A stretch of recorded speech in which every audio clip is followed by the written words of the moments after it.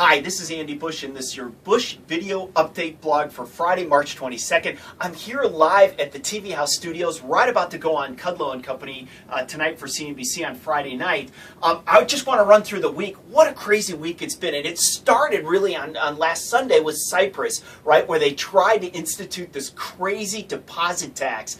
That really sent the euro down. It also sent stocks down globally. At one point on Sunday, the S&P 500 was down 20 points. So that was just crazy.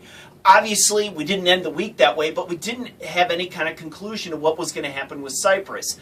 Also, this past week, we had the FOMC meeting. That helped stabilize things. We had Ben Bernanke say two really interesting things. One, that Cyprus was really not an issue for the U.S. And number two, he really didn't see a problem with the level of the S&P or the stocks. And that led to a bounce back in all the equities. Overall, for the week, we saw weaker than expected Eurozone PMI for service and manufacturing. We saw mixed data out of China. They had a very hot housing number that set the market back, although Chinese S&P, the Comp, rallied for 4 straight days. That was good. And finally, on Friday, we had the not the S&P, we had the Nikkei drop about 300 points when we learned that Kuroda basically said he wasn't going to use the nuclear option on the yen and buying foreign bonds and a few other steps they could have taken.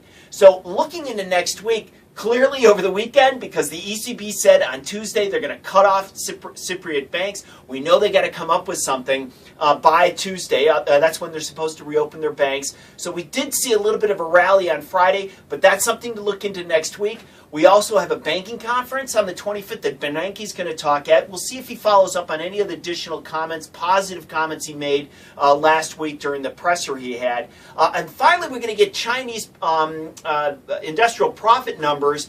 Those would help stabilize the Chinese stock market. Again, we're concerned about the property prices there and regulators continuing to push to hold back new loans there. And finally, of course, it's Easter, so we'll have a very reduced amount of volume out of the markets overall as most people start taking off on Thursday. And that's it for me. Have a great weekend, and I hope you get some time off next week to spend it with your family. Have a great weekend. Thanks.